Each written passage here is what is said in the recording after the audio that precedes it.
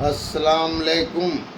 اگر آدمی نماز میں ہو اور اس کا جانور چھوٹ بھاگے تو قتادہ رضی اللہ عنہ تعالیٰ نے کہا، اگر چور نمازی کے کپڑے لے بھاگے تو اس کے پیچھے دوڑے اور نماز چھوڑ دے۔ ہم سے اعظم بن ابی ایاس نے بیان کیا، کہا ہم سے شعیب نے کہا، ہم سے ازرق بن قیس نے، انہوں نے کہا، ہم احواز میں جو کئی بستیاں ہیں، بصرے اور ایران اور بیچ میں خارجیوں سے لڑ رہے تھے۔ ایک بار میں نے نہر کے کنارے بیٹھا تھا، اتنے میں ایک شخص آیا۔ ابو برزہ صحابی رضی اللہ عنہ تعالیٰ نے نماز پڑھنے لگا، گھوڑے کی لگام ہاتھ میں لیے ہوئے گھوڑا اس کو کھینچنے لگا اور وہ اس کے پیچھے جانے لگا۔ شعبہ نے کہا، وہ شخص ابو برزہ اسلمی صحابی تھا۔ یہ دیکھ کر ایک مردود اس کا نام معلوم نہیں ہوا، کہنے لگا، یا اللہ، اس بوڑھے کا ناش کر۔ جب وہ بوڑھا نماز سے فارغ ہوا تو اس مردود نے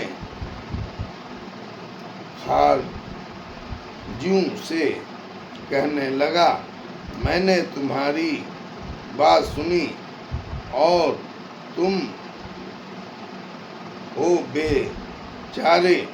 میں نے تو حضرت صلی اللہ علیہ وسلم کے ساتھ 6 یا 7 8 جہاد کیے ہیں، اور میں دیکھ چکا ہوں جو آپ صلی اللہ علیہ وسلم لوگوں پر آسانی کرتے تھے، اور مجھ کو یہ اچھا معلوم ہوا کہ اپنا گھوڑا ساتھ لے کر لوٹوں نہ کہ اس کو چھوڑ دوں، وہ جہاں چاہے چل دے اور میں تکلیف اٹھاؤں۔ ہم سے محمد بن مقاتل نے بیان کیا، کہا، ہم کو عبداللہ بن مبارک نے خبر دی، کہا، ہم کو یونس نے، انہوں نے زہری سے، انہوں نے عروہ سے، انہوں نے کہا، حضرت عائشہ رضی اللہ عنہ تعالیٰ نے کہا، سورج گرہن ہوا تو حضرت صلی اللہ علیہ وسلم نماز میں کھڑے ہوئے۔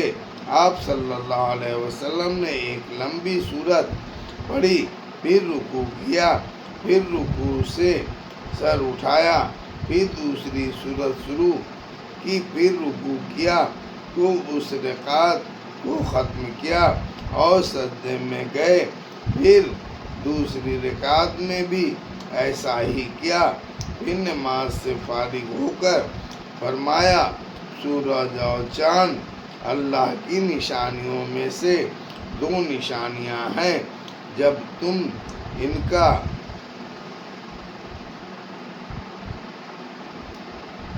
گھنانا دیکھو تو نماز پڑھتے رہو جب تک گرہن موقوف ہو، اور دیکھو میں نے اسی جگہ وہ سب چیزیں دیکھ لیں جن کا مجھ سے وعدہ ہے، یہاں تک کہ میں نے یہ بھی دیکھا کہ میں بہشت کا ایک خرشہ لینا چاہتا ہوں۔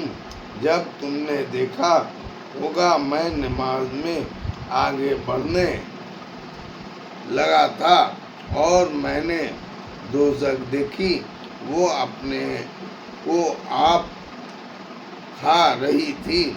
جب تم نے دیکھا میں نماز میں پیچھے ہٹ گیا اور میں نے عمرو بن لہی کو دوزخ میں دیکھا، اسی نے عرب میں سانڈ کی رسم نکالی۔